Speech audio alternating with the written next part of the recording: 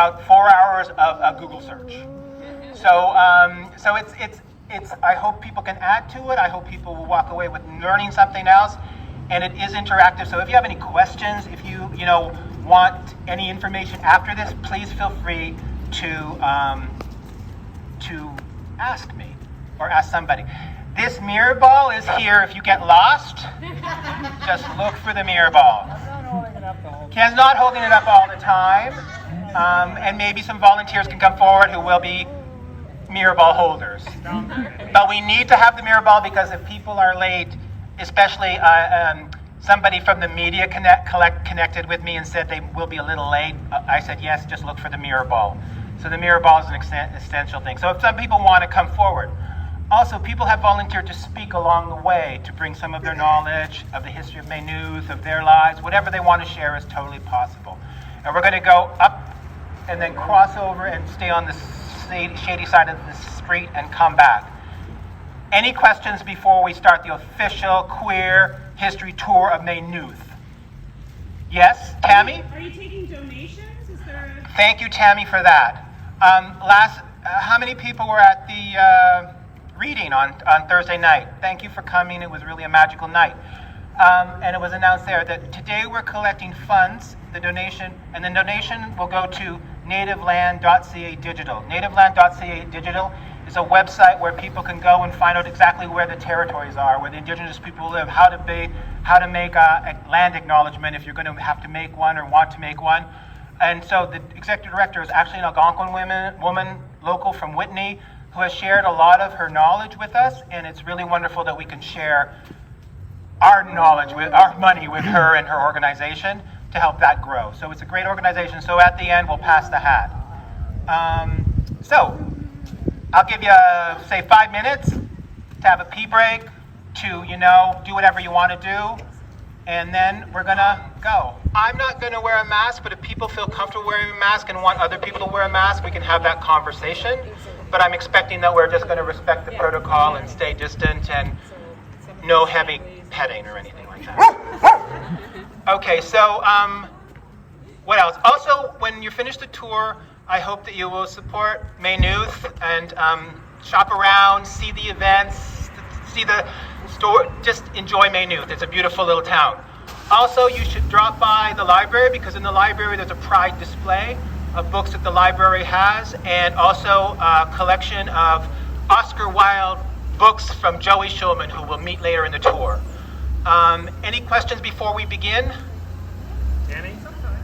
Tammy?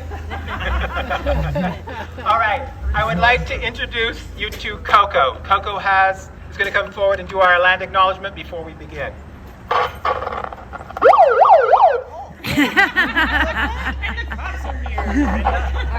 They knew you were coming. Yeah,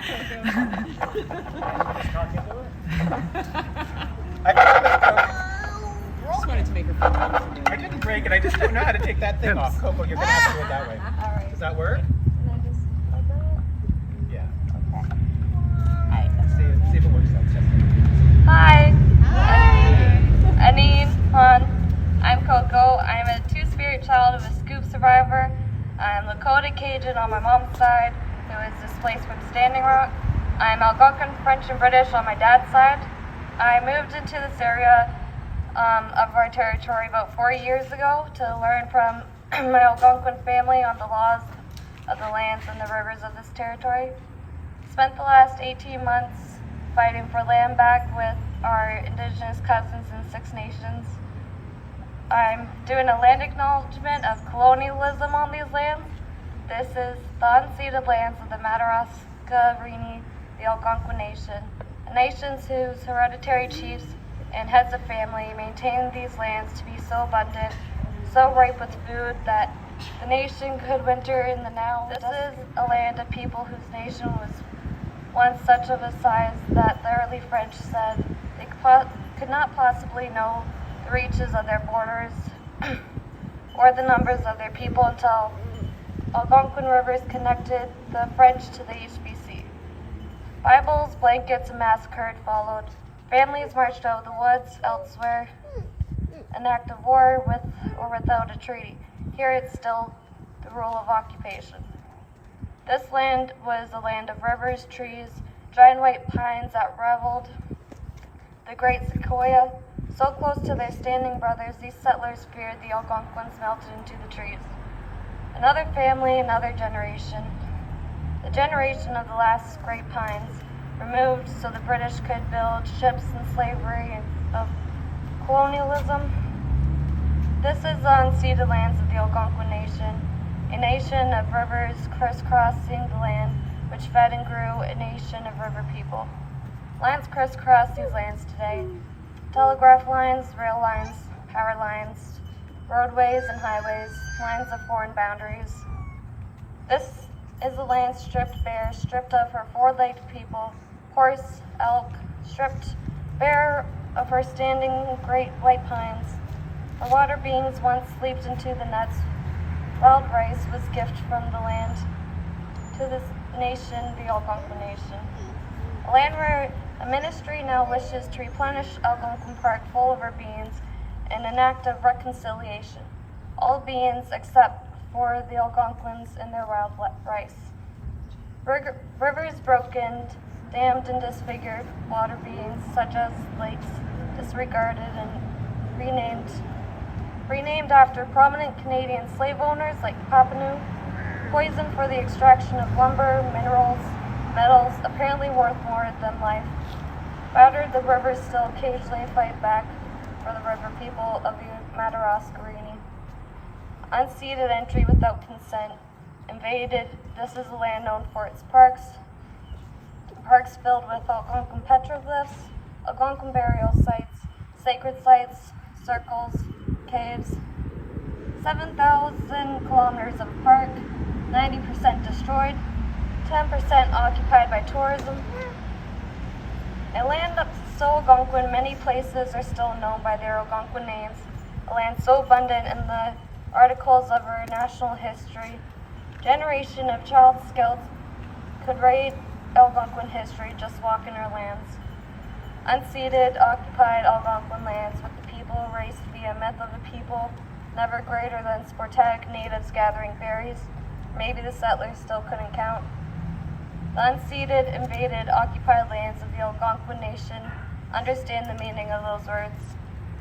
So, to strip a land bare of her abundance without consent of her people just doesn't happen any more than it just doesn't continue.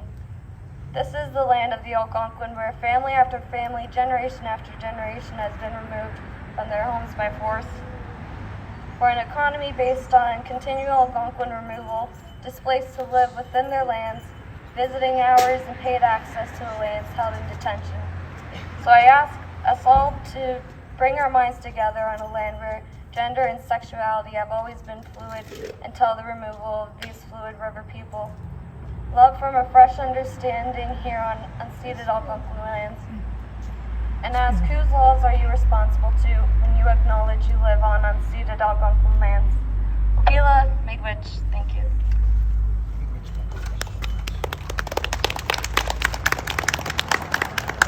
Thank you, Coco. What was I going to say? I forget everything. Oh no. We're going to start. And before we start, I want to talk about a little bit about intersectionality. Not a lot, but just a little bit. Does anybody know where intersectionality, the whole term, came from? Okay, Kimberly Crenshaw. She's an African-American professor, activist, writer, and she always refers to, what got her excited to talk about this, coin this phrase, was in 1989 there was a case against General Motors about discriminatory hiring practices at the General Motors. And so the case was taken to whatever they take cases to, and it was 4 African-American women, 1 white woman. And so the case, the Detroit General Motors looked at it, and they said, no, listen, like we have black people working in production, making the cars, and we have white women working in the offices, so we don't discriminate. So that's what she thought is like you have to look at discrimination and how we get our privilege and discriminate against on many levels. And so as a cis white gay man, I am coming to you with the information I could get from Wikipedia, from talking to people, but there is a hidden history. There is hidden histories that are kept hidden. And so what I'm going to share with you today is easily accessible, and if you have any questions. Now, before we start, there's always good to start with a little bit of ritual with the youngest people in our group, and 2 people have agreed to come forward. Would you like to come forward? Or you can do it from there, wherever you 2 are comfortable. Are you comfortable there? Throw it in the bush. Good idea. You ready? 1, 2, 3, throw! Oh, the second floor. No, I'm lying. Some of what I'm going to say are going to be fibs, and you're going to have to correct me. But most of it's going to be true.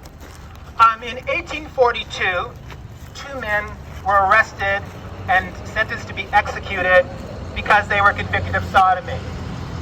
And so they actually got out of prison, I don't know when, but they went to prison thinking they were going to be killed for having sex together. So Canada's history is not a stellar one, but that's the earliest date I could find of homosexuality or sex or something that wasn't straight getting condemned for death. And so I think we're in a better place now. All right.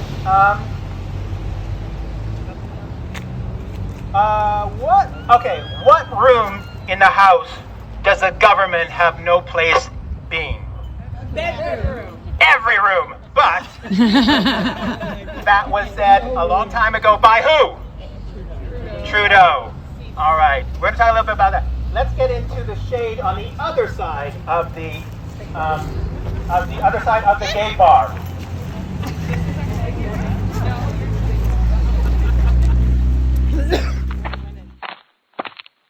In Maynooth.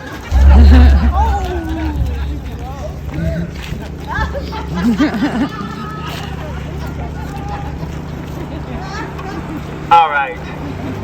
So.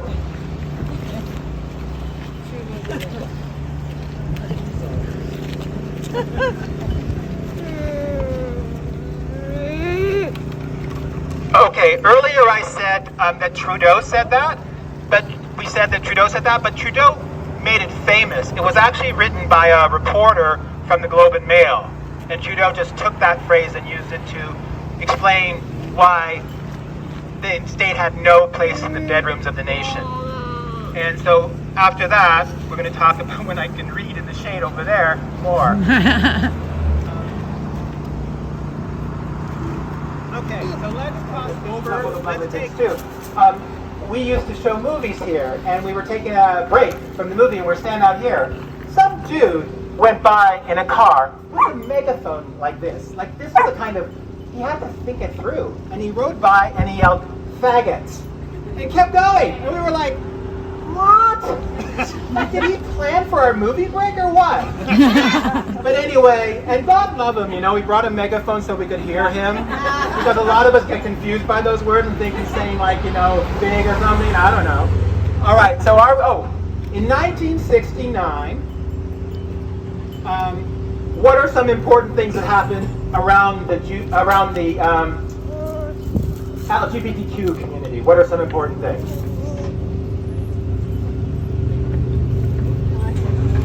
Judy Garland died. You got to pay attention. Stonewall happened in 1969, and the moon landing happened in 1969.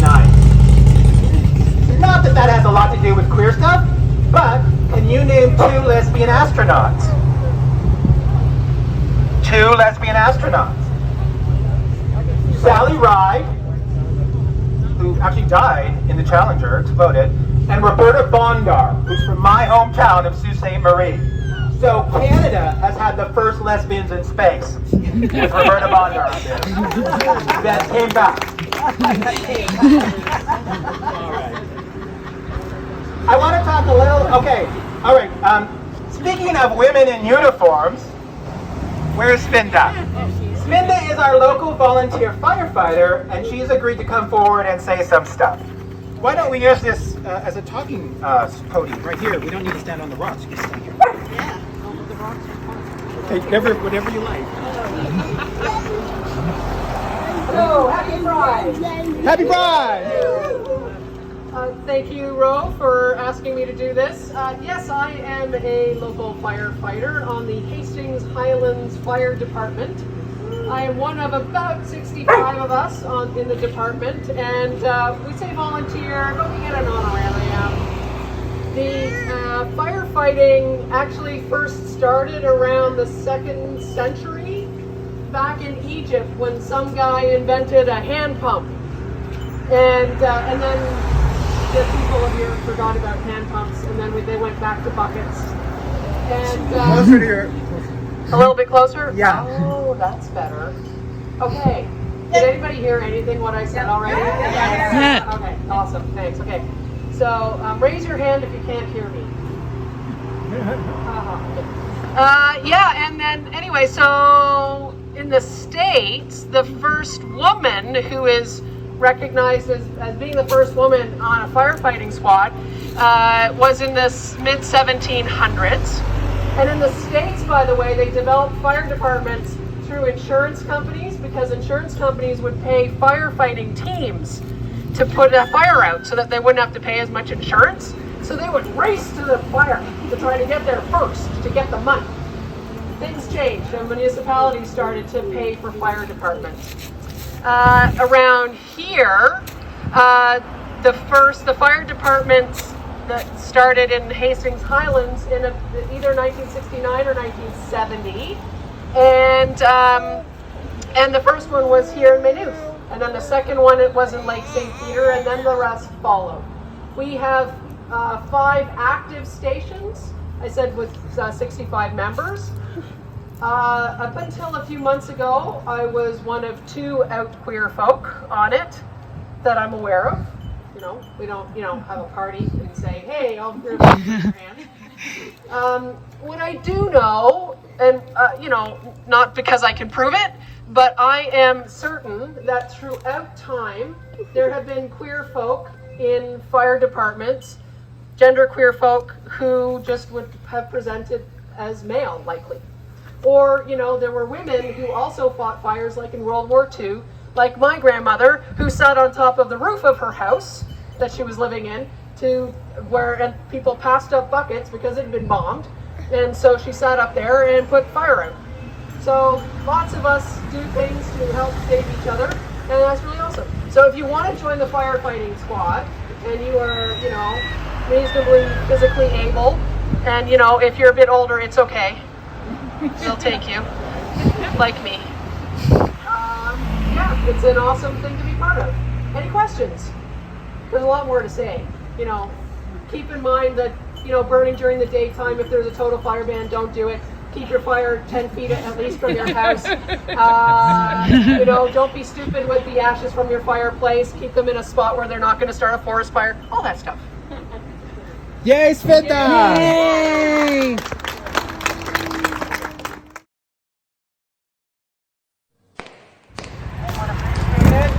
I'm just asking. All right. I want to talk a little bit about Stonewall. I know it's not whatever, but it's like the first, right? Here, I'll just hold both. Yeah, you're not paying attention, but that's okay, because that's not true. All right. 2 trans women of color, Marcia P. Johnson and Sylvia Rivera, were the ones often associated with the first brick thrown at Stonewall. And we're both at the forefront of the LGBTQ rights movement.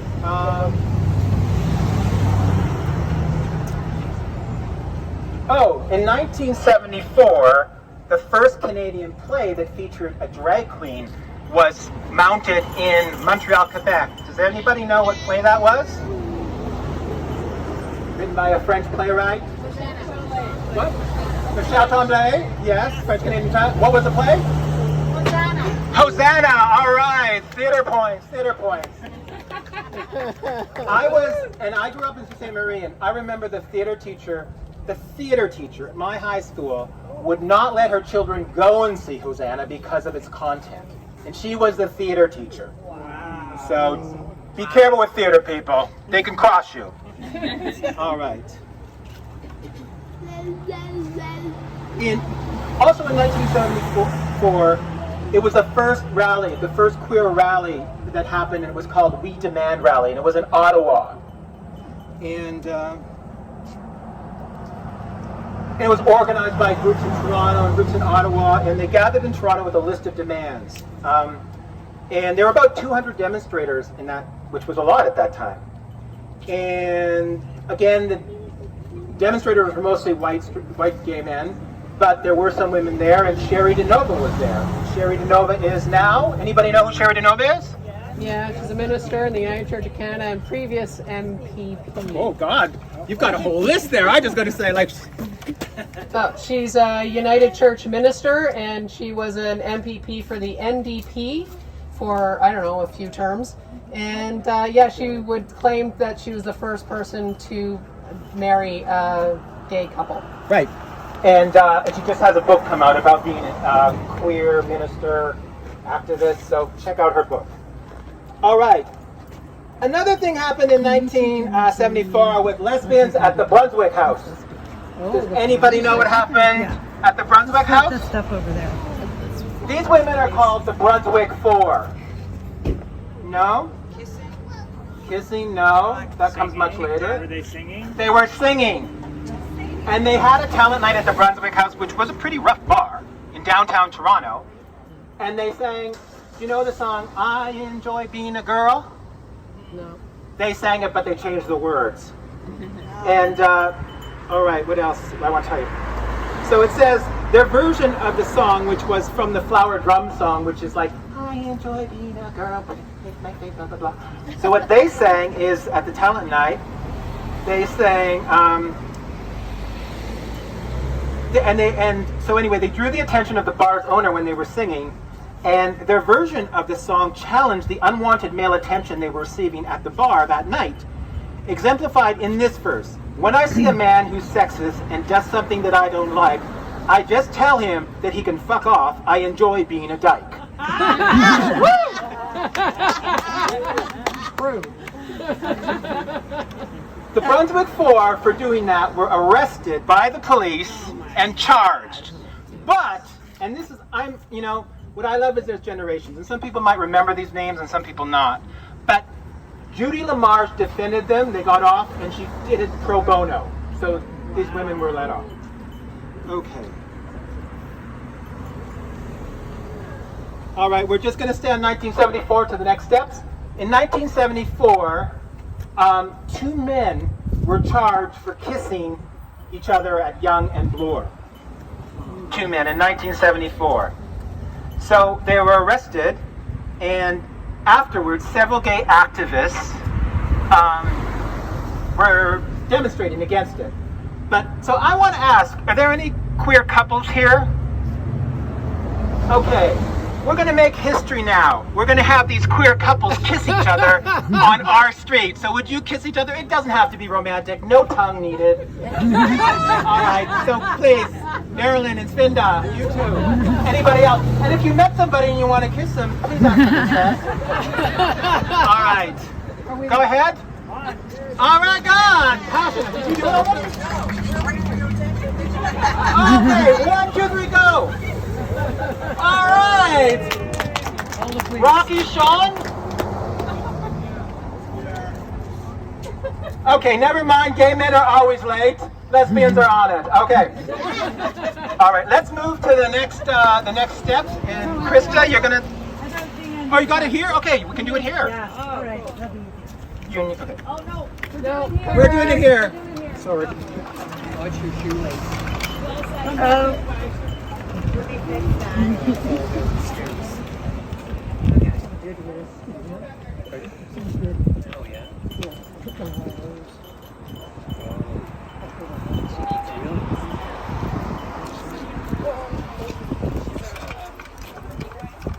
Okay,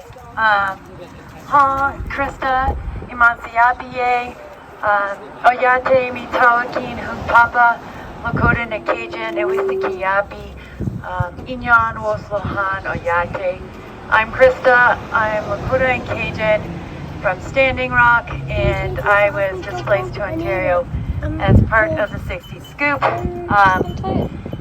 And I am a tarot reader and tarot deck creator, and I'm going to talk about that. but I have some decks down here for people and some stickers, and I invite people to just come take them. They're free. I review decks, so I have extras to share. And there's pride stickers in there too. The rainbowy colored deck is like queer and trans friendly deck, and the Ghostlight Tarot is a musical tarot deck. So no, not that one. The one with the troll on it. Mystic Garbage. This one, Mystic Garbage and the Ghostlight. And that's the musical one. So anyway, so There's an animal one. yeah, there's an animal oracle and stuff too. So come take those. So I have spent 31 years of my life speaking on decolonization and organizing and involved in activism and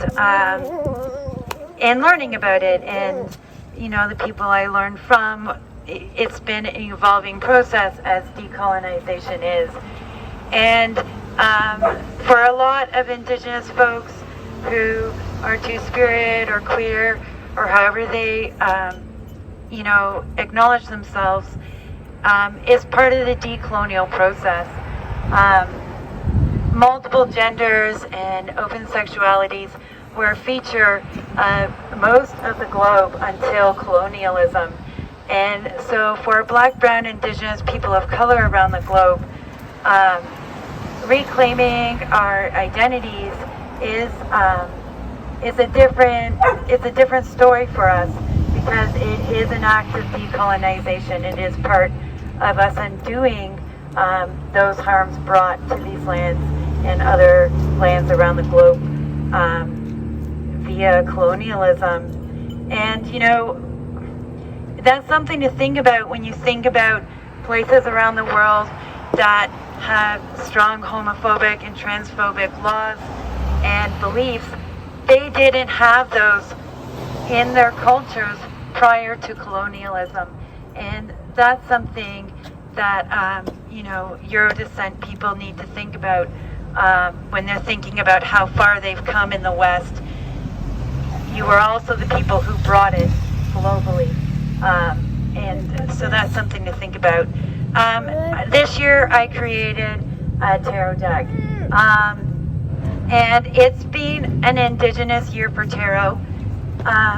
3 Indigenous tarot decks, authentically Indigenous tarot decks, came out this year, and 2 were by queer Lakota people, and I am one of them.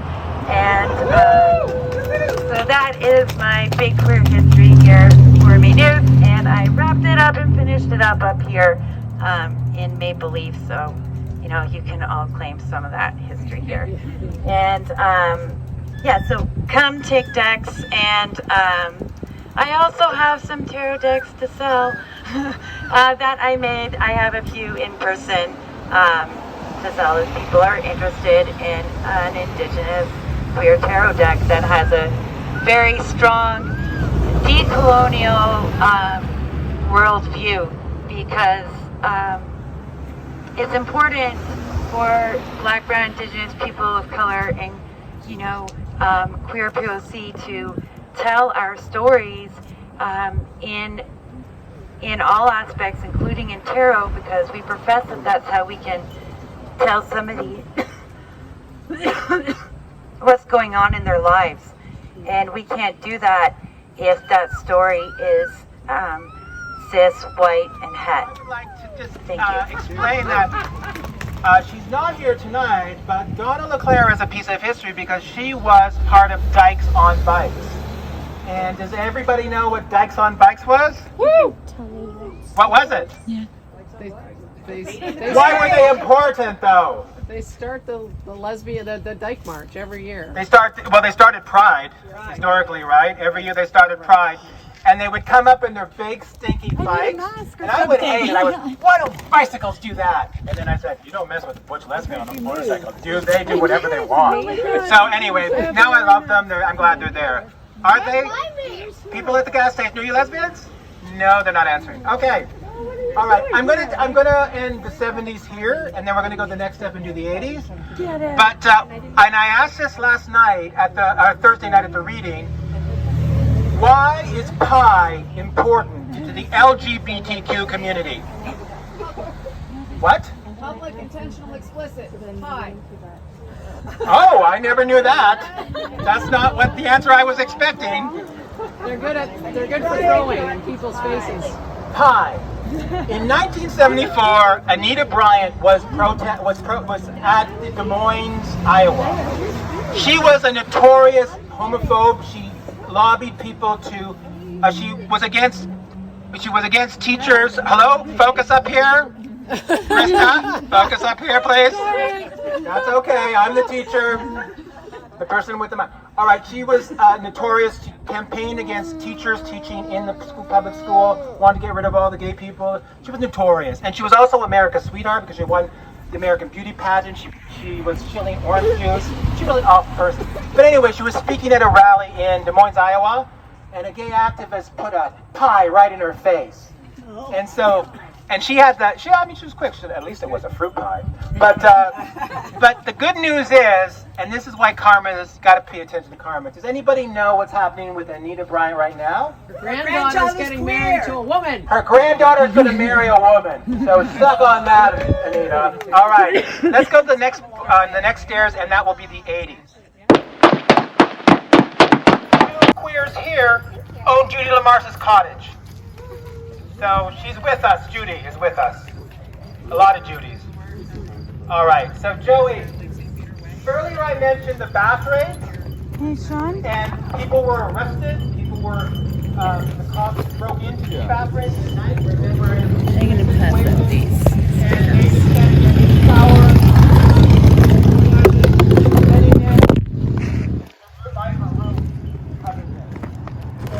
Anyone grab it quick enough so Right now. Do you like stickers?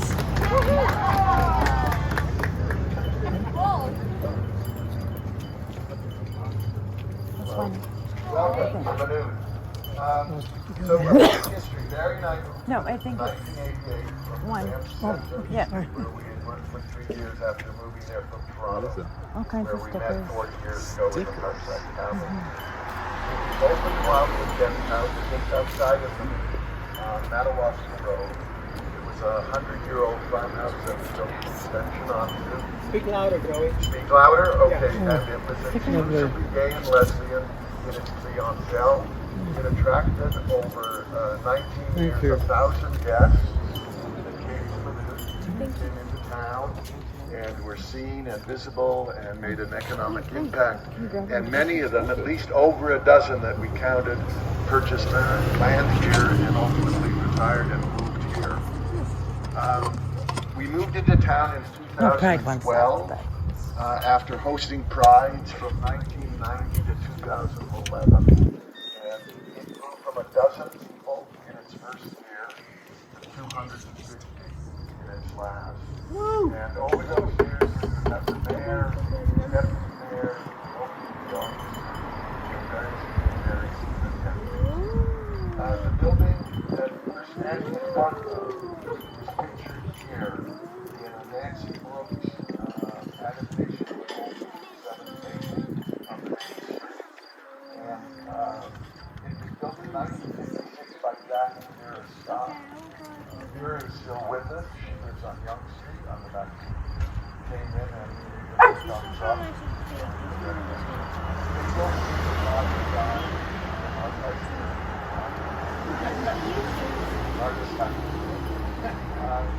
just for your information, on this set, marital status unknown.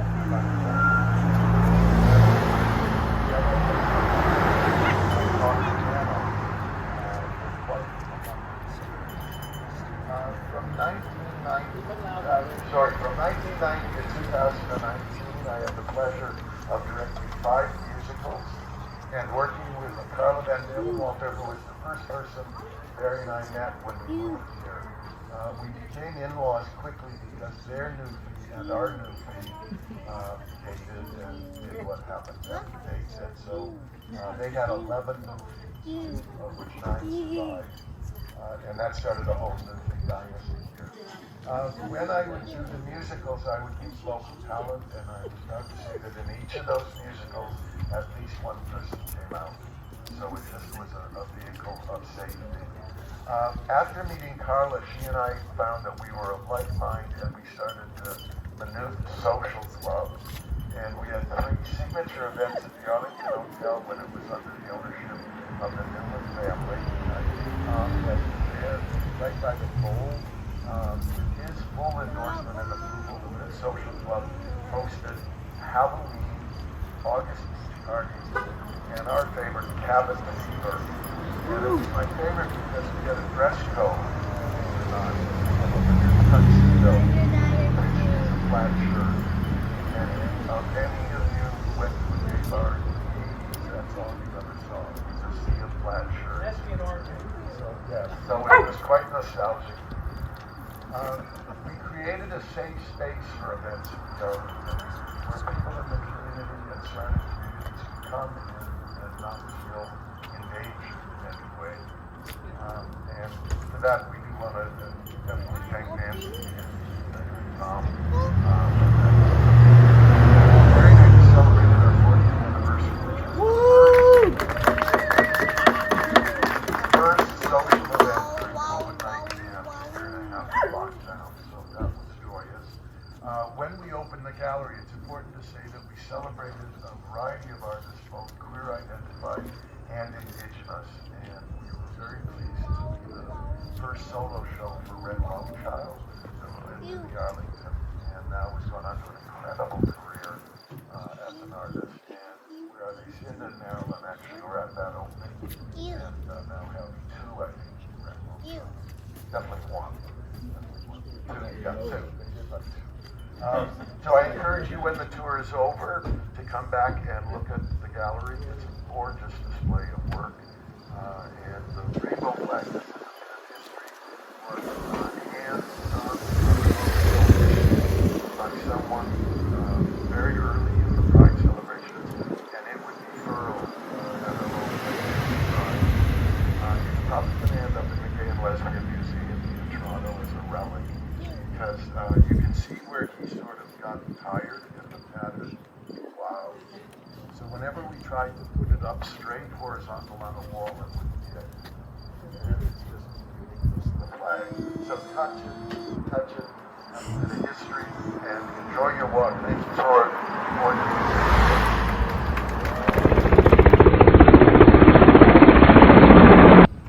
And thank God for this Maynooth community, because I drove down this street, I don't know, 5 years ago. I looked at that church, I had my parents in the car, and I said, Dad, I think I'm called to be the minister of this church. I think this is where I want to be. And I had bought land over here 14 years ago, and was hoping to move here full time. And it happened. It happened because of really amazing people like Nancy Newman. Tom, and you know Tom and Nancy, right? And Nancy just met me and said, Marilyn, apply for the job, we need you. And so, and I knew that Joey and Barry were here, but I had no idea the extent of where he was here. None. And so I thought, well, we won't, Sven and I won't be alone. Joey and Barry are here. And little did we know, I mean, all you amazing people are here. I wanted you to know a little bit. I don't know what does anybody know about the history of the United Church's journey with anybody know anything about it? In 1988, at a general council meeting, that's a national meeting of representatives all across the church, it wasn't expected to pass, but a motion passed. I have it here so I can read the motion. They declared in 1988 that all persons, regardless of their sexual orientation, are welcome to be or become full members of the United Church of Canada, and that all members of the United Church of Canada are eligible to be considered for ordained or ordered ministry. That was in 1988. Now, that declaration is a small little community church like a brick, right? I mean, they hadn't been thinking about these things. and they weren't open, and they weren't inclusive, and yet they were being told that the church is going to be inclusive now. There are a lot of people in my congregation, and I'm responsible for this church, and the one in Lake St. Peter, and the one in Whitney, and the one in Maynooth. People have told me of their conversions. They've told me about their conversions to being open and inclusive, and are so glad that they're still part of the church. Some people have left the church, but I'll say that when I was hired, because that's the nature of how these things go. But more people come, and the United Church has what we call an affirm process, where a 2-year education, well, 1 to 2 years it takes congregations to do it, to figure out what being affirming actually is. And this particular church does celebrate Pride Sunday. Once a year. That date kind of moves around. It was supposed to be on the August long weekend. Anyway, it won't be this weekend because we did it earlier in the year, but there are a few good things happening in the church, even though, as I say, this church is, I know, I represent an institution that has been responsible for so much discrimination and oppression, and so I live in that awkward in-between space, you know, part of this beloved community and part of this beloved community, and just share that with all of you today. And thank you, Roy, for the opportunity. But knowing that we've been part of the for so long, part of causing it, we put up, when the Black Lives Matter movement began, we put up Black Lives Matter movement signs on this lawn. The church leadership decided we were going to do that, and we were going to be part of that. And they were disfigured with both a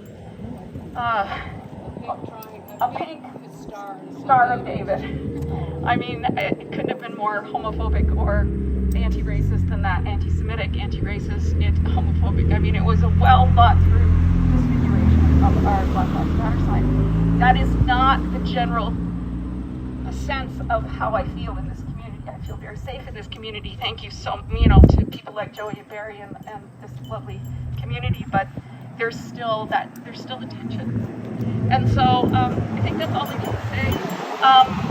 It was in 1980, one last thing, it was 1988 that the church began to recognize full membership and ordination of folks with different sexual orientations, but they did eventually in 2009, 2012 get around to recognizing gender identity differences and all of that as well, and trans and be fully.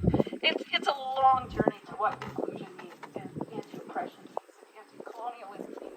But I'm at least proud to be part of an institution that's working on it.